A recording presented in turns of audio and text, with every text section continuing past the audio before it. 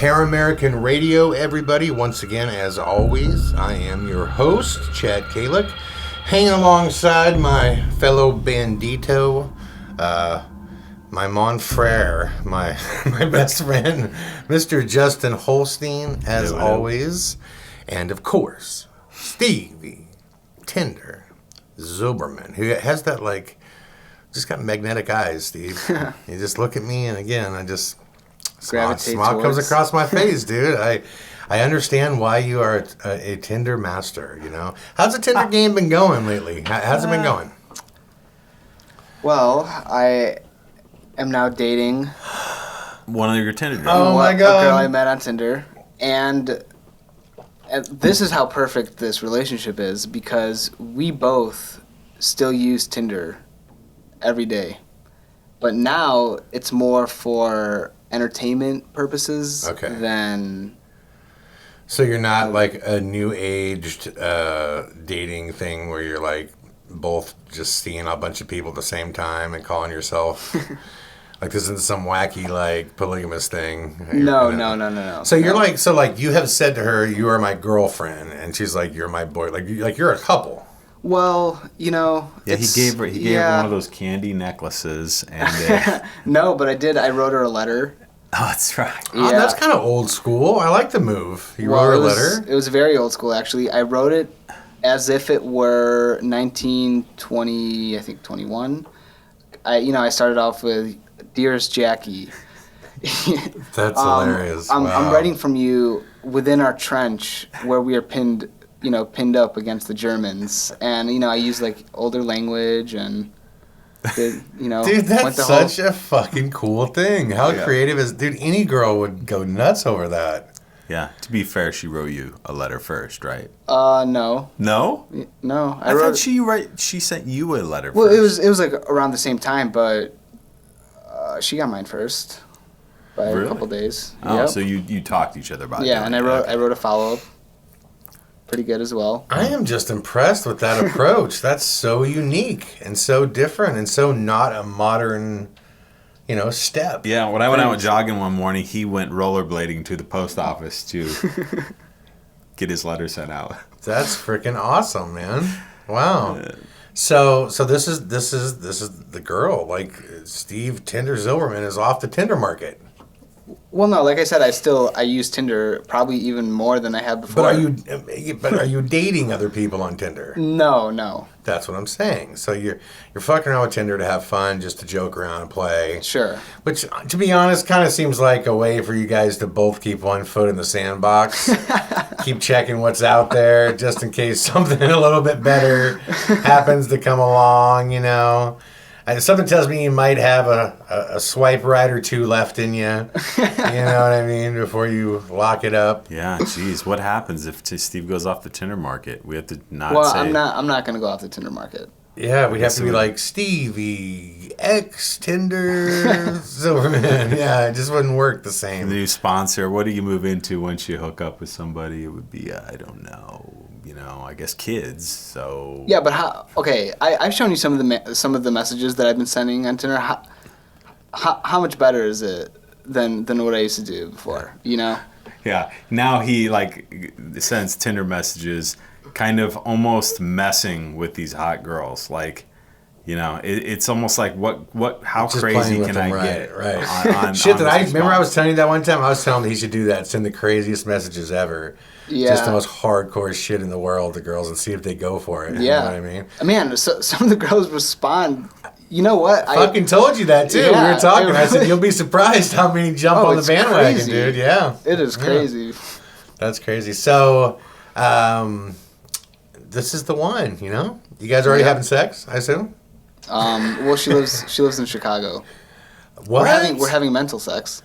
So you haven't met her yet? No, yeah, she was out here. She was out here. Oh, okay. See, the Ben, the gay guy we went out to the gay clubs the other night, is her friend, and he lives out here. But she lives in Chicago regularly. Yeah, so she visits here. No, well, yes, exactly. She visits here. I visit there, and she's actually planning on moving to LA, which hopefully by the beginning of summer.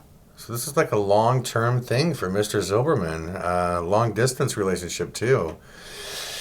Well, I'm happy for you, Steve. I feel like we need to have some kind of celebratory something. I mean, that's cool. I don't know. I tell you what, if I'm not willing to bring her on as a guest yet, but should you become engaged to this woman at some point, the world will have to know who she is in great detail. Oh man! But you're still in those early stages right now. Sure. I don't want to pressure you. Yeah. You know what I mean? No, she's so entertaining. I mean, I'm telling you, I was so against relationships before, Right. like after. So I've only had one girlfriend. We dated for roughly 3.5, 4 years, Right. and after that, I was like, man, fuck that. That's it. I'm done. And then like 4 or 5 months later, I met this girl, and it's weird. I don't know if you guys believe in zodiacs and whatnot, but she's a Taurus and I'm a Pisces, and all like the blogs, sites, whatever, they say that the most compatible match is the Taurus because of how we get along. And then I started looking into this. I was like, I wonder like what my friends' zodiacs are, and all my closest friends that I've had since I was young, all Tauruses. Really? Yeah, it's mind blowing. Wow. Yeah.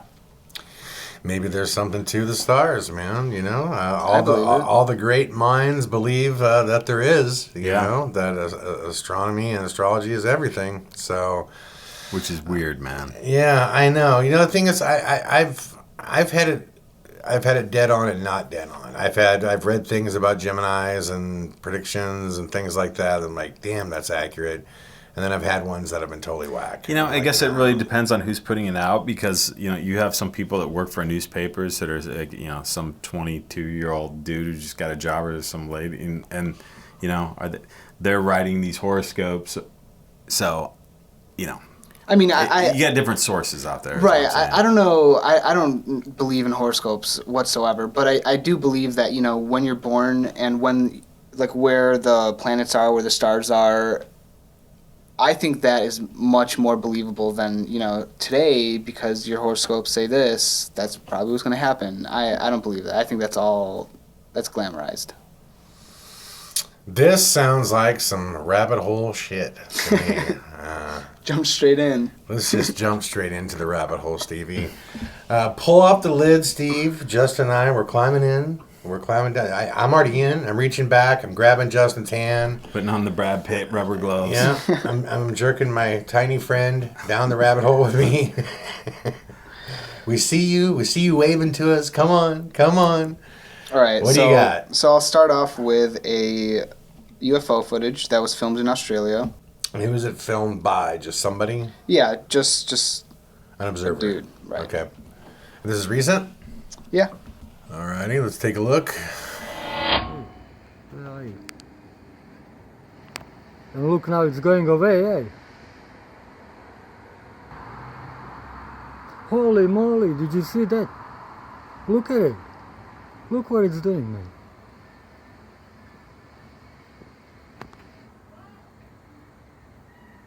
Oh, fucking lose it now. Where is it? Look, fucking going, man. That's why I lost it. It's interesting, the one we just saw the other day from Chile was way better, I mean, that's just like, whoa, what the fuck is that? I don't know. That's hard to get excited about, I've seen just much better, you know what I mean? Well, it's interesting into that it it? disappeared. Obviously, I mean, it's interesting, but yeah, I mean, sorry.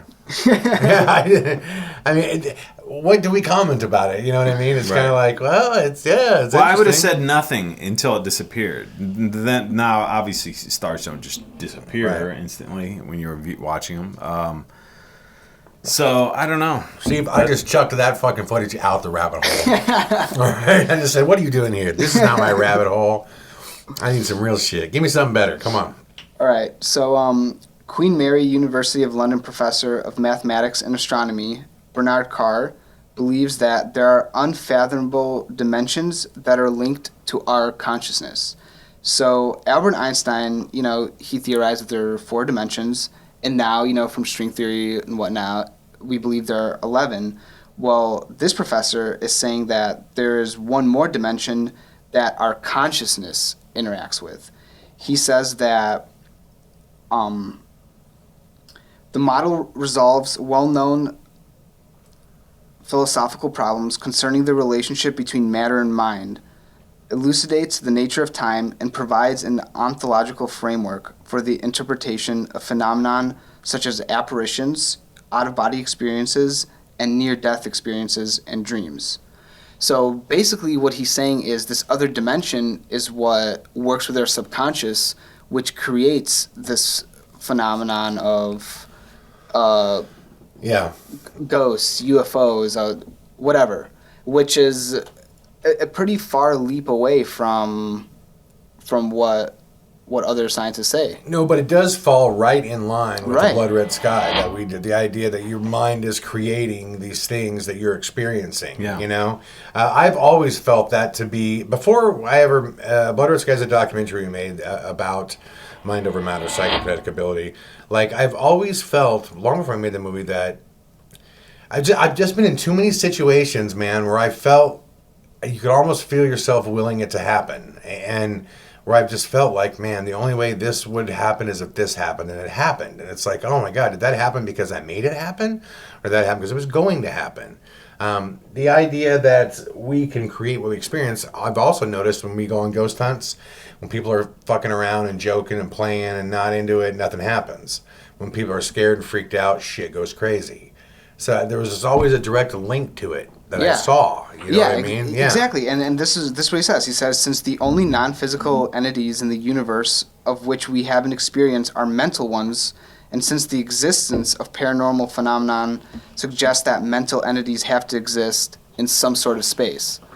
Right. So even though, it's basically saying that our thoughts and everything is all just in a complete different dimension. Right. Well, you know, what's fascinating is, again, they put this in actual practice, you know, like with quantum computing and stuff. It's the idea that consciousness creates reality is an actual scientifically proven thing that they're now starting to build things on, that principle. Meaning, you know, it used to be zeros and ones, and the fastest processor could process all these, you know, bits of data and come back with an answer on an equation, whatever.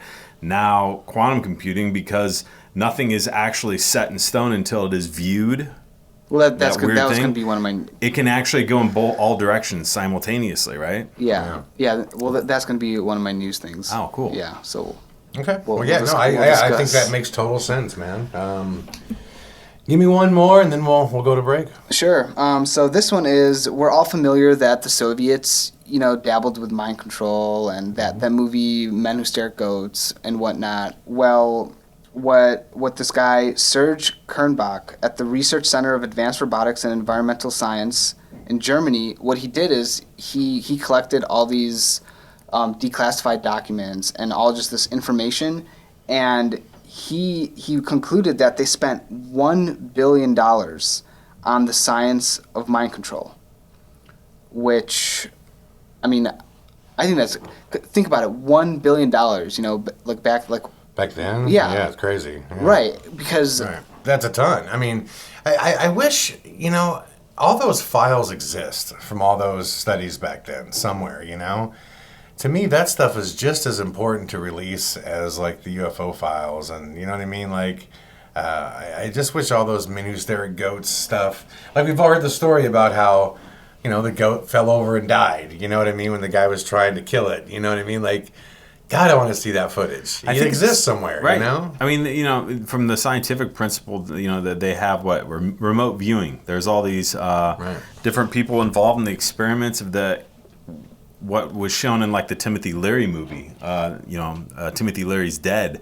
At the ending credits, they have interviews with all the professors, and LSD would create a similar situation where it would split your consciousness from your body, and they could literally go outside of their house. You know, go around, see things from different angles. It's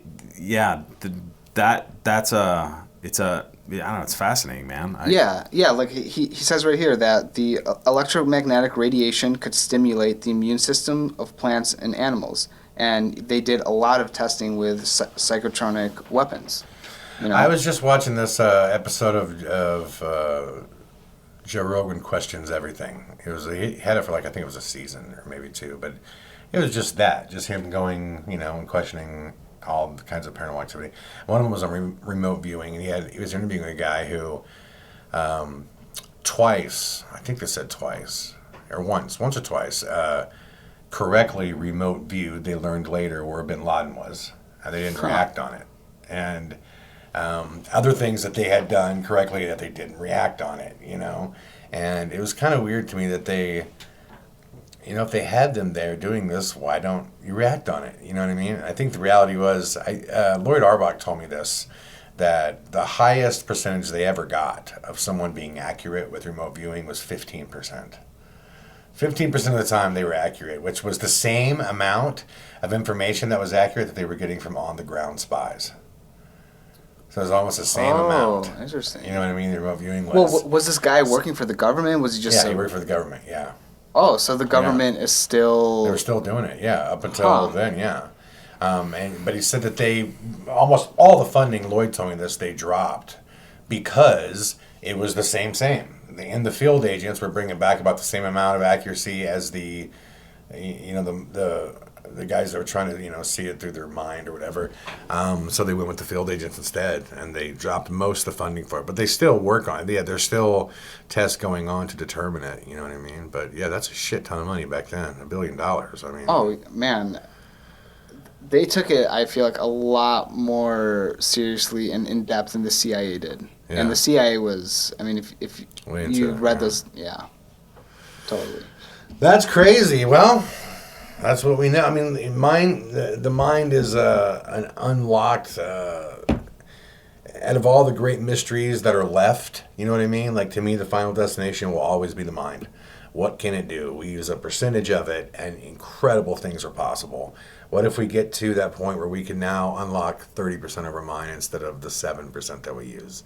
What could be possible? Yeah. Right. Do we even need a body? Right. It's and that powerful. Yeah. And mind outside of this, you know, fabric we have in our skull. Mind in the sense of consciousness, you know? Yeah. It's like the whole Middle Eastern Indian population believing the idea that you can know the all-compass book of knowledge if you connect with it, right? Yeah. I actually believe that. I've seen traces of things that would make sense as to why. Like, for instance, when you're writing, sometimes it feels like it's not you writing this. Like, it's just, you're thinking, this is amazing. This is really good. I don't even remember. Autopilot. Yeah. Dude, same thing with songwriting. I've sat down and struggled for 6 months with songs, and then sometimes I'll pick up the guitar and it's like it wrote itself. And you're like going, whoa, man, was that song always there and I just tuned into it? And I'm just repeating what I already heard? Right. Like, what the fuck? So that will be will forever be the final destination, man. The conquest of the human mind. And with that, everybody, we are going to take a break. When we come back, we will do current events. We will do my movie review and a few interesting fan questions. We'll be right back with more Paramerican Radio. Paramerican Radio will be right back after this commercial break with even more dope-ass shit.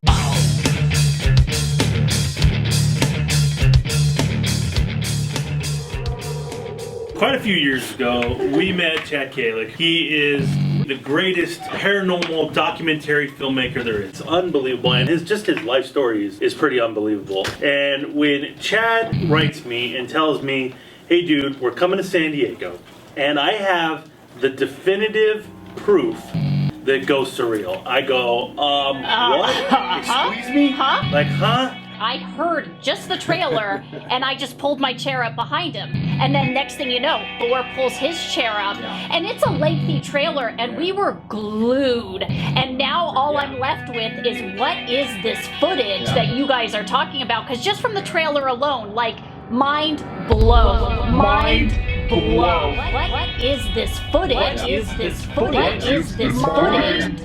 Blow. What? What was that? What? What was that? No! Oh my god! That was a ghost! Daddy! Oh god! Yeah, Holy shit. that's crazy. Dude.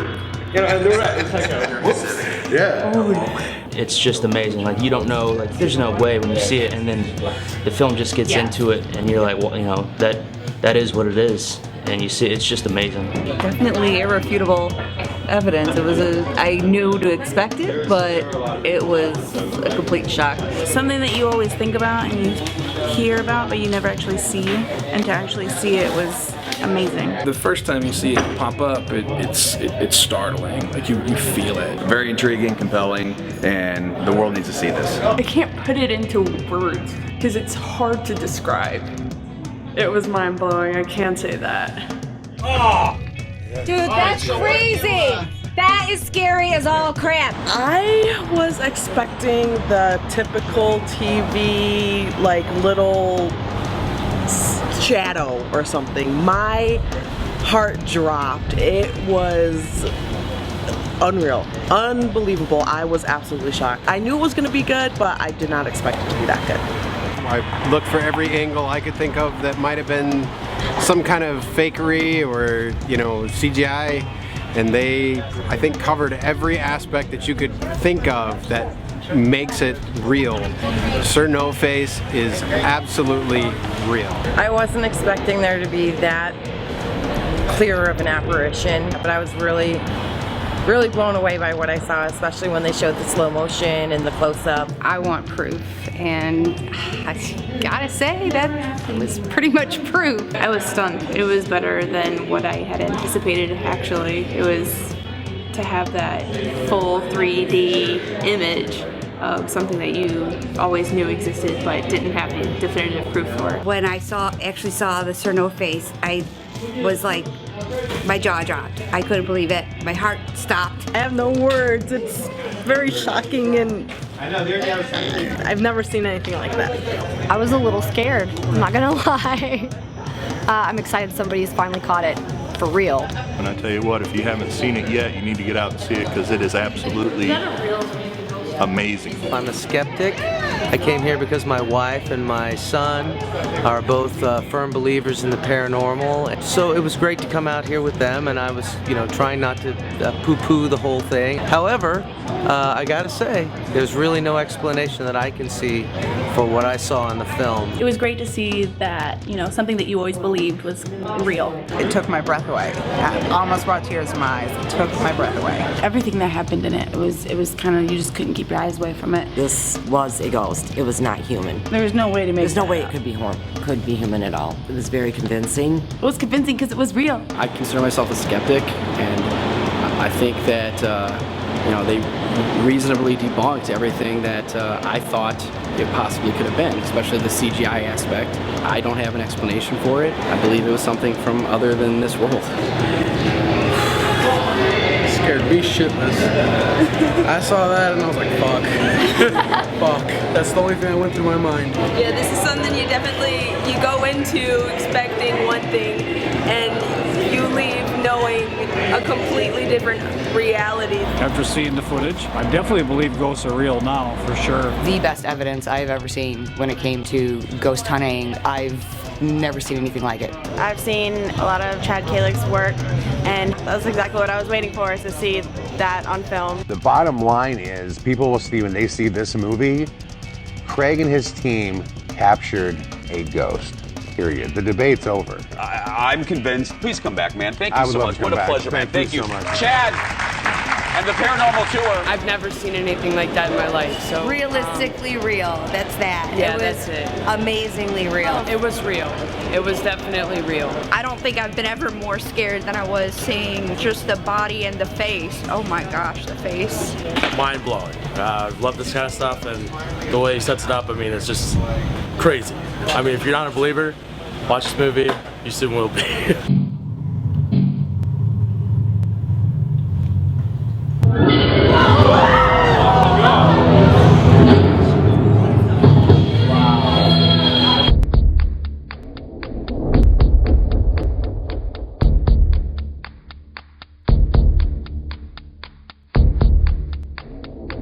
You want to see Sir No Face?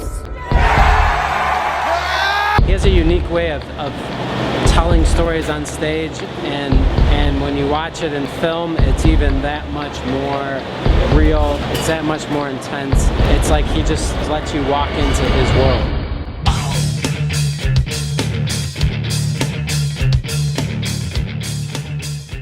And we are back with more Paramerican Radio. It is time to check in with Tinder Zilberman here to see what is going on in the non-weird, non-strange, but ever so strange world of current events. What's going on, man? So, I don't know if you guys remember that massive Yahoo hack in 2014. It was all over the news. I do, yeah. Well, they just arrested 4 spies that are responsible for the hack. 2 of them were FSB agents, Russia, and the other 2 were just these hackers. And the craziest part is one of them he's 22 years old. He lived in Canada, and the U.S. and Canadian government actually worked together. We went to Canada, brought him in, and arrested him. And I think this is big news because this is just fuel to the fire of all this Russian hacking that we've been hearing about. You know what's weird? Our website is regularly getting these Russian emails that are gibberish that are coming through our question. Like if you have a question and you can email us, like regularly Russian gibberish. Right. And I'm like, what the fuck is going on? I told that to Nelson when I build websites on the side and stuff, and I built Dana's, my wife's company's website for an insurance company, Nelson Brothers Agency, and I sent in the stats and said during this time, because when they're reporting it all, top hits were all from Russia. I mean, I'm thinking... What do you think that is, Justin? Like, what could be going on? Why is that? Why? Well, I think it could be 2 things. First of all, the obvious one would be that they have server farms that do nothing but... What they're doing is they're hitting all of the U.S. IP addresses, right? And they're just... What you do is you hit files until you find what's called a world writable file. And now you can insert code into that file because it's an open file, right? Okay. Now, for various reasons, and the people will have world writable files, and sometimes they will find a way. Like for instance, when you're going on logging and you're making a change, it's got to give you access to be able to write those changes into it and hit save. Right. Right? So it's doing that through this loop. Now, if they can find a vulnerability to get in through that same program that's creating the ability for you to do it, they can write code. Right. So now when they write this code to the server, that can exponentially start writing code to other servers, right?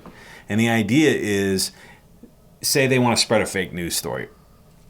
People did it with Cialis, with whatever, right? Once they would just start writing it in, if you had a black website, they would write it in black, and there would be a link, because Google used to up the stats of like where your ranking was depending on how many links you had on various known sites that linked back to your site.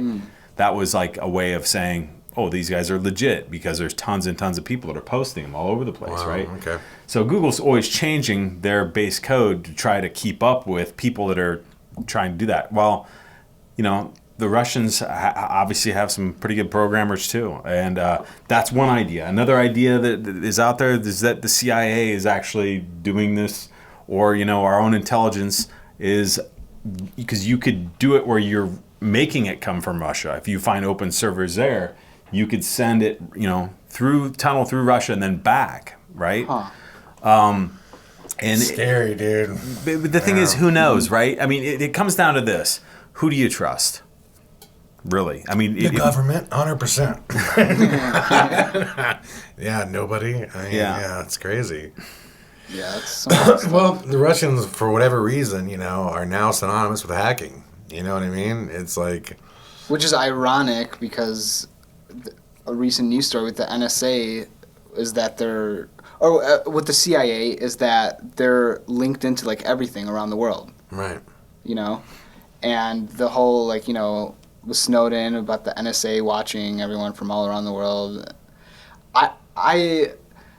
I think the media is making it seem like Russians are synonymous with hacking, but I think we're just as responsible. China, man, they've been. I would assume, I heard a long time ago that the Third World War will be a digital one. I mean, I think every first world country is going nuts with the fucking hacking division. I think it's exactly like that. I recently saw a movie about Snowden. Where here's the good side, here's the bad side. Here's the hackers, and here's the side that stops hacking. You know what I mean? What a crazy thing, dude. I don't know. At some point, some bad shit's gonna happen because someone's gonna get some control of some shit, and the world of hacking, what's crazy is that it's not a game that's controlled by 80-year-olds. Like I said, it's controlled by 22-year-olds, 16-year-olds, and geniuses when it comes to that shit. So, wow. Yeah, that's a trip, man. Yeah. That's a trip, so. What else you got, man? So this next one is IBM just announced 2 days ago this division called IBM-Q, which is surrounding quantum computing research. And I mean, I think I'll let Justin explain it a bit more, but basically how computing works currently is like binary. You know, you have like ones and zeros, and Justin told me this great analogy of like you have a maze, and with binary, you know, you would have to check one part of the maze. Right, until you find the open. Go through another part. With quantum computing, what happens is you look at all options at the same time. Right.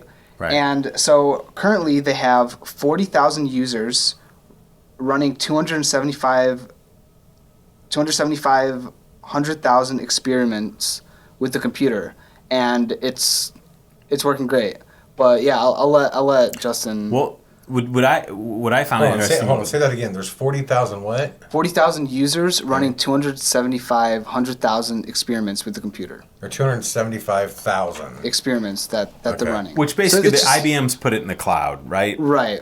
The hard part is interfacing something that it's almost hard to attain for human beings to even think about, right? We're used to thinking linearly. Let's solve this problem.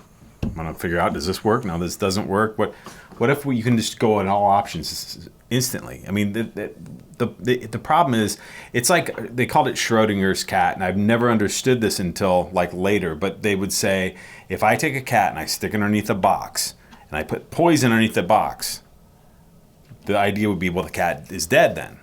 But you don't know for sure if the cat is dead until you open up the box. It could be, so it is in a state of both alive and dead until you view it, right? They were trying to give you the example of what happens at a subatomic level when they're shooting electrons and they choose to be a particle when you're seeing them, but when you look away, they don't choose that state. They're choosing the state to be basically a light particle where they can go in all options, right? Okay. So there's something about consciousness, human beings viewing things that changes their state. Right. And they've never understood this. But now they're actually creating a computer that is based off this idea that would be able to go in, take all the particles in your body and this chair and our planet and all planets throughout the known universe and galaxy. It can do that many options almost instantly, right? From a hacking perspective, wouldn't this make everything possible? Yeah, you could break any code. I mean, Well, think about this. You know, on the last podcast, we talked about DeepMind, the AI, or what was it? Was it this one? I'll start there again. That was the last one, yeah. Okay. So we talked about DeepMind, you know, the AI technology that learns sequentially. Now imagine combining that with this quantum computing. It's fucking God in a computer, yeah. Exactly. We would be able to solve everything instantly. A good thing that would illustrate is like that movie with Johnny Depp, Transcendence, where he finds a way to get his consciousness into the cloud, right? And now he can use the power of all computers to just say, okay, now I'm going to just go into the markets. I'm going to bet on all the things. It's a technical God. Right. I mean, all things are immediately known to me. You know what I mean? Right. And I could move at any time, anything. At that point, you could predict everything. You know what I mean? Yeah. So, yeah, well, that sounds like be careful with that shit. You know what I mean? Right. Wrong hands gets that. The fascinating part to me, man, is this used to be something that people just talked about, and then you're going to go, yeah, but whatever. I mean, it sounds like crazy talk. They literally built it, man. I mean, it's in functioning mode now. Yeah. And it just comes back to that same idea. If you can envision it, it's possible, you know? Yeah, that's crazy. That's crazy. Give me one more, man. Another crazy one. So there's a reason that we can't travel at the speed of sound currently, and that's because of cost and noise. Speed of light. I mean, we can travel at the speed of sound. No. I mean, no, we can, but for example, the U.S. banned Mach 1 because of the loud noise. Oh, really? Okay. So like that's why when you take an airline, for the most part, our airlines have not moved any quicker than 45, 50 years ago. Yeah. Right? Okay, gotcha. Well, now what they're saying is that within the next decade, we'll be able to travel at that speed without creating sonic boom. Right. And basically big names like Lockheed Martin, Airbus, Virgin Galactic, they're all working together to create material that would be able to withstand that without, creating that sound. Right. Basically capture the sound. So Right. It doesn't fall on us, exactly. right? So, but the craziest part is that within the next decade, we're going to be able to go from LA to New York in like an hour. Yeah. You know what's crazy with the sonic boom? I just watched this. It was on the military channel. The sonic boom currently, amongst our MiG fighters, can be used as a weapon, and it was actually shown this happened at one point where this was in Afghanistan, where these guys on the ground, our guys, were completely surrounded by Taliban, but they were dug in like underground, and the Taliban was all top. It was all topical, right? So, but there was something going on where they were having a hard time identifying who was who on the radar. So basically what the two MiG pilots said for us is they told them, listen, we're going to let you know when. Can you get underground? And they said, yes, we can get underground. They said, okay, we're going to swing by and we're going to throw the boom into them, the explosion into them. And the guys on the ground didn't know what the fuck they were talking about. And they were like, okay, well, we'll do what you tell us to do. And he was like, how far are you going to go? He was like, you need to be underground. So they literally flew straight down, clocked their time, and right when they crossed that 721 mile an hour mark, whatever that is, they pulled up. And the boom following behind them went right into the ground and created a massive explosion that fucking blew the Taliban to bits. And they were talking about that this was like one of the most unique and accurate attempts at ever using this, and that since then it's now become a part of like the training that they actually use it in situations like this. But yeah, that's so creative. Yeah, they can throw the boom. Yeah, I mean that's one practical example of it. But it's like, how we talk about science is always catching up to the new reality of what they didn't know and they thought they knew. It's like this: what travels faster, light or sound? Light. Well, look it up on the internet, man. High frequency sound being found travels faster than the speed of light. There's tons of articles about it. And I'm like going, I saw this on like the front page of, I don't know, it was Yahoo or something a while back. Wait. And I'm like going, this is ridiculous. And I'm looking up and I'm reading and I did a search on it. There's all these articles about how they'd found high frequency sound that would travel faster than the speed of light. That is so interesting. Yeah. So I wonder if we could use that to travel intergalactically, as opposed to traveling at the speed of light. Right. I mean, they question it back and forth because there are all these ways. First of all, it's really hard to measure things that we aren't. It's not like two guys running a race. This is.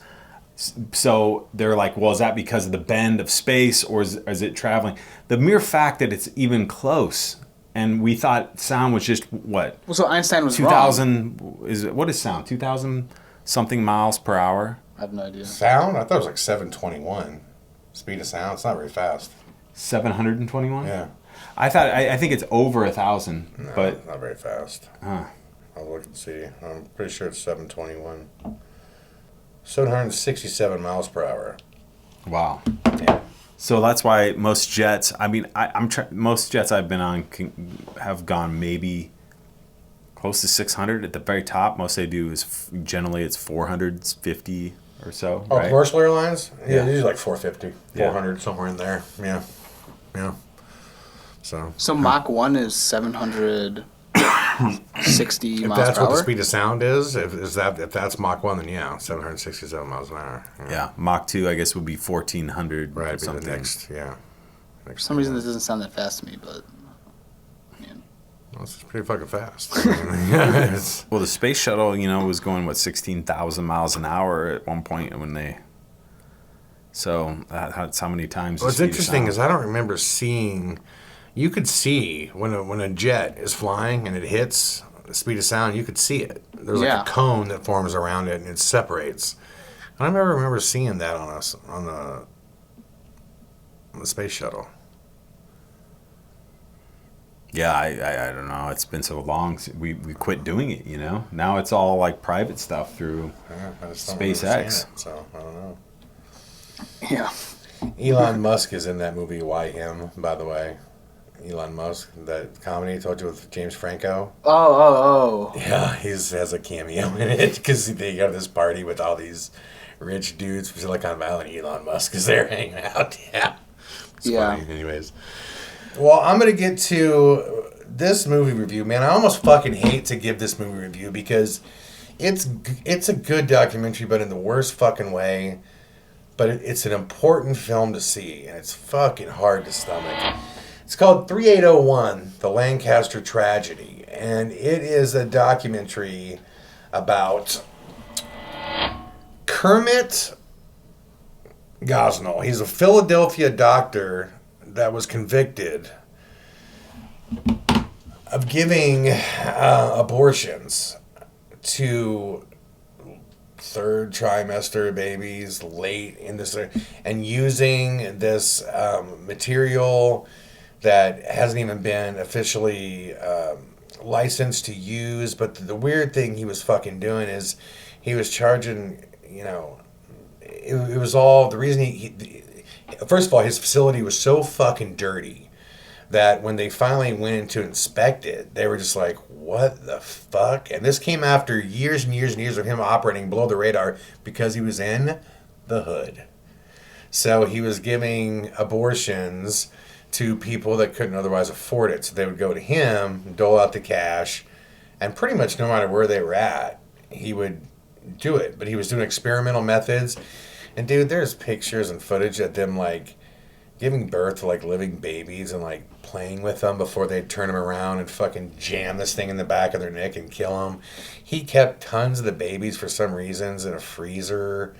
I mean, like really disturbing shit. And the most chilling thing about it is they have, you know, him from prison and speaking about all of it. And his whole stance is, in time will basically show you that the research I was doing, it was so humane what I was doing, and this, I forget what it was, but it was this chemical he was using that basically fucking tortures this child into the worst fucking death imaginable. And he was using it on them, and he was claiming that life didn't start till he had a preconceived date when he conceived life starting. And they were talking about how they would. It's hard to talk about, but like babies were being born, if they would come out crying, they would kill them right there while they're in the mother. You know what I mean? I mean, this is a sick, perverted fuck. And his whole thing was like, "You're all idiots. You'll see in time that my research will pave the way for this area of study and this area of science." I mean, no fucking remorse. I mean, no remorse. Absolute contempt for the public. Contempt for any viewpoint against his. And this basically happened. And again, it's a breakdown in the system that you start to see that for all these clinics, there's only like so many people that are allowed to inspect them. And it's way low. It's a stupid, crazy number. And only so many clinics have to be inspected in order to get a license to do this. And pretty much anybody can get a license to do this. You just got to basically fill out this thing and send it in. And this was just deep in the hood. No one gave a fuck. No one went in. But after, like, women would go in there, and they had women that were there. And they were like, I mean, this girl was talking, she was like, he would do things to the girl. Like they would start hurting and crying and shit, and he wouldn't give them medicine.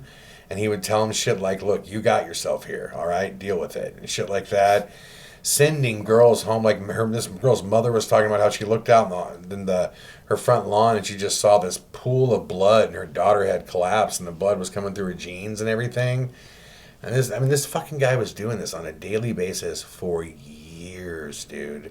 For years. And the documentary just shows basically how he got busted. And I tell you what it does, man, I mean, he's a sick fuck, but for anybody who's on the fence about abortion, and there's arguments for both, you know, seeing the footage, I don't think most people have an idea as to how far along, like, the fetus is at, like, 4 weeks, 6 weeks, 12 weeks, 16 weeks. You have no idea. Pretty fucking quickly, it's a living being, you know what I mean? And when you're talking about late second trimester, I mean, it's a fucking kid. I mean, it's a kid, you know? And it's brutal to watch. It's brutal. But it's like, I'm a big believer that the same, like the fog of war, the Nazi, Germany, World War, that's tough to watch, but necessary. Because I'm just a firm believer that if you don't know history, you're bound to repeat it. You know what I mean? Mm-hmm. And there are some things that are so ugly, you have to consume it. So you fucking know it never happens again. You know what I mean? And this is one of those documentaries that's just so fucking ugly. I mean, and you can tell the filmmakers had a hard time making it. You could tell in the interviews. I mean, these are hard interviews. Like, these girls are not only naturally questioning their choice of having an abortion, which I think anybody who's ever been through the abortion process for the rest of their life, they're going to question it. You know what I mean? It's not something that you just wash off. You know, it's every day. You know, I'm sure this thought. So these women, not only on top of that, they were fucking savagely, mishandled, and their child was savagely murdered. And the weird thing is, again, this guy, like, they don't even know why. He had all these. They said he would freeze them. He would put the babies in, but then they also had like pictures of his trash that he was throwing out. And there's supposed to be. It's illegal to send bodies or like human foot like into the trash. Like, there's incinerators for this because of disease and all kinds of shit. Like, he's just chucking them in the trash. Obviously a sociopath. I mean, like, he had fucking no remorse and absolute fucking contempt for anybody. Like, almost to like, the filmmaker's talking to him, just going, you brutalize these. He's going, oh, I'd brutalize, please. He was like, I did what was necessary for the child, and there are times in life where the hard thing needs to be done, and I did it, and just like sitting there going, fuck are you talking about? Like, no hard thing needed to be done. Someone came to you. You should have looked at them and said, no, you're too late. You're too long. You can't get an abortion. You know what I mean? Really fucking disturbing shit. But I think a necessary watch, just so if you're not the only way to be aware of the evil in the world is to fucking identify it. You know what I mean? And to see what it is. And there needs to be some kind of and it talks at the end that basically nothing has changed either. As far as the procedure of opening up an abortion clinic or having, the right to do it and how you gain the access to do it. Nothing has changed in regard to the watch group that's supposed to oversee them. I mean, basically what it's saying at the end of it is this is one case. More than likely, this is going on in multiple places. You know what I mean? Tough shit to watch. That's not fun, everybody. I realize that. That's not fun. But, not everything in life is fun, But it's a worthy watch. If you're ever not in a mood for like, oh, I want to have fun in the movie, but if you really want to get in some serious shit and buckle down, go watch that. It's also released under a second name, which is just American Tragedy. And, crazy stuff. So. Wow. Yeah, if you're ever, I don't know what kind of mood you'd have. Yeah, right. I know. That's right. If you're ever in a mood where you just really want to feel sick to your stomach and fucking just, you really want to murder another human being, Because that's why if I was just like, motherfucker, if I ever find you, I'd kill you. Yeah, if I found you in a dark alley, I would fucking kill you. It's the fact that he's alive on taxpayer dollars blows my mind. You know what I mean? It's just like. He got a life sentence, but he's doing the appeal fucking thing, and he'll be appealing for 20 years, you know what I mean, before they actually put him down, but pretty crazy. All right, fan questions. Let's step out of that fucking dark shit. We have only 2 fan questions this time, but the first one is for Steve, and it is from Mindy from Atlanta. Wants to know if Steve wants to direct movies. So, obviously somebody's watched your documentaries. Mindy just wants to know if you want to direct movies. Like a feature. Like a feature film. That is a good question. So I have written down a few ideas for films. Right. But the thing, what I think is really important in life is to recognize your strengths and weaknesses. And although I feel like I'm able to direct, I don't think that's my biggest strength. I would love to DP a feature for sure. Right. But directing, I don't know. It's a different ballgame. It completely is. Mm-hmm. And I have these 2 movie ideas where they're both dreams I had, and I woke up and I was like, holy shit, this is so vivid. I wrote it down, and one of them I started writing a book. I got like 3 chapters in until I realized, you know what? I don't think I'm a writer.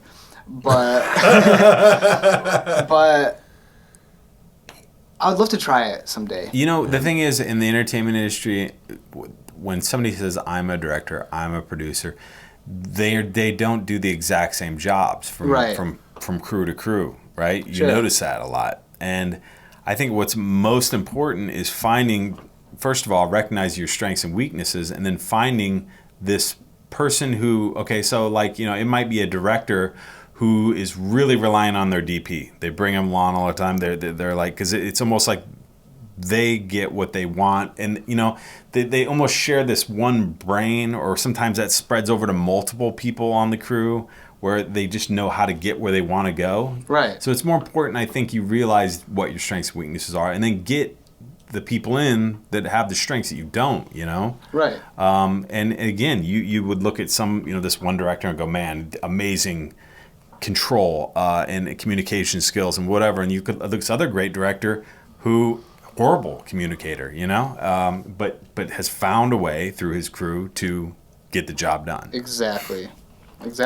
No, that's really well said. Yeah. Right on. And our last question is for all of us. Catherine from Las Vegas, and I know why this question comes from Vegas, it's a UFO hotspot, wants to know if any of us have ever had a UFO sighting. I have had, 2, but one that I wrote off because it was the same day, I'll never forget it, as the earthquake in the World Series, Game 7, that earthquake in San Francisco. That night, my brother and I were into ninjutsu, so we were taking ninjutsu courses. And on the way to driving to Council Bluffs, we saw these fucking lights ripping through and stopping in clouds, and they were like jumping from cloud to cloud. I have since learned about what we call ball lightning, low-level lightning, and this often happens after earthquakes. It's seen where cold air meets hot air, where there's something going on with the earth, and that was a massive fucking earthquake, that one. So I, wrote that off as, okay, that wasn't a UFO, that was lights in the sky created by, some kind of phenomena due to the earthquake.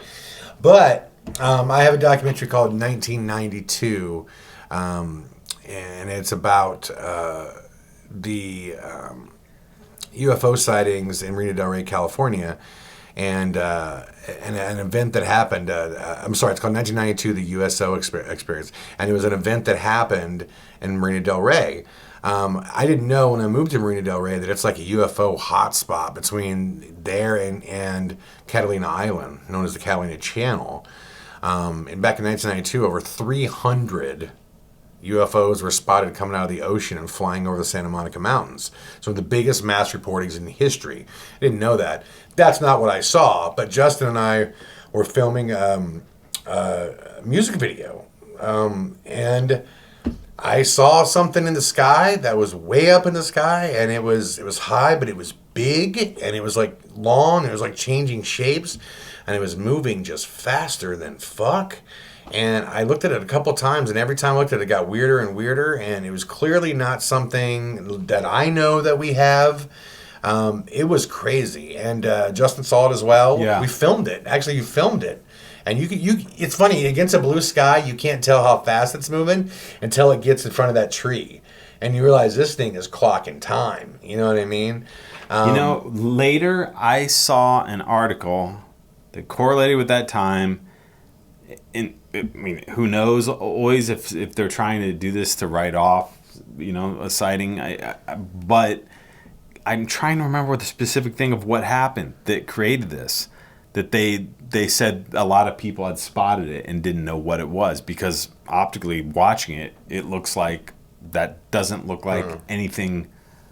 And they explain. Oh God, I got to find what that article was, because I thought you're the one who told me who it was. Maybe it wasn't. No. Yeah, because we talked about that for years afterwards, because it was the weirdest damn thing. I didn't. Yeah, I mean, and the only other time that I've seen UFOs, and it's odd thing is I don't count them as UFOs because I believe it to be our government. I believe it's our government stuff, but that's at the UFO ranch in Trout, Lake Washington. Definitely crazy shit flying around out there, but I do think it's our stuff. I think we have aircraft that can easily and regularly go from what do they call it, shallow orbit into down below the atmosphere. Well, that episode of Paranormal State you're on, right? That's what I'm saying. Yeah. I think that's absolutely technically a UFO, but I believe that's our government testing shit. I think that's what's going on. Could be completely wrong. Could be aliens. But it's so vast. There's so much of it. It's so regular. It's happening every night. There's a base right there that we found. That's a secret base. There's the black helicopters. Like, everything's going on there. So now, does that mean that that's not reverse technology that we're using, or if there aren't, because there's all these reports that supposedly we work with aliens? I don't know. But I've had experiences where I've certainly seen weird things in the sky. What's James's last name? Trout. James Gilliland. Gilliland. Yeah, Gilliland. Man, if you ever listen to his podcast, that when he was getting interviewed, wow. Oh, he's way off the But I mean, normally if somebody were like this way out there, I would be like, I'd tune out. But I was like thinking, for some reason, this is making sense to me.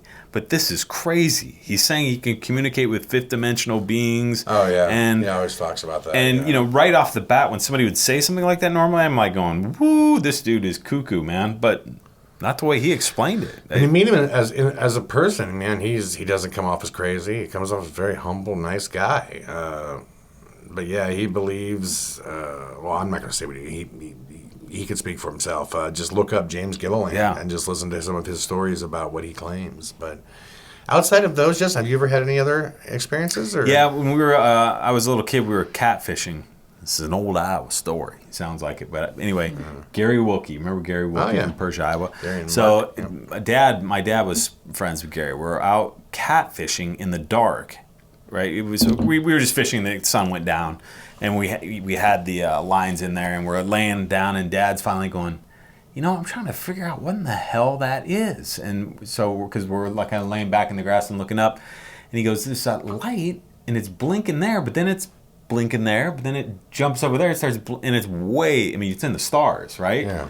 So it's like a red thing going like, and then it's over here, and it's over here, and then it was like, and we could never figure it out. And then it was just like one of those things where, I don't know if somebody got a hit and on their line, and we just kind of dropped it, I guess, because we couldn't figure it out. But I always stuck in my brain because I just remember thinking, okay, this is making no sense. How is this possible? How would there be a red light there in the stars blinking, and then it's jumping over here, then it's jumping over there? Yeah. What about you, Stevie?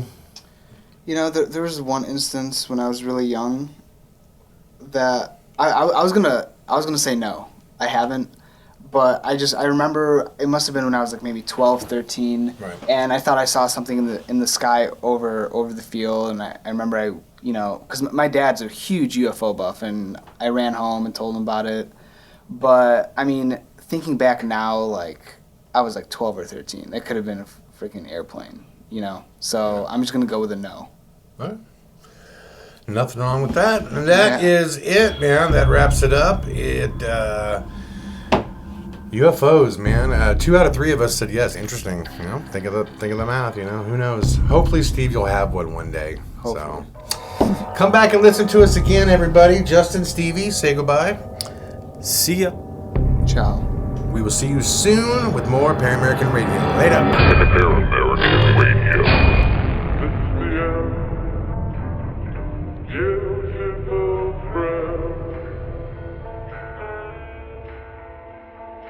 It's the end.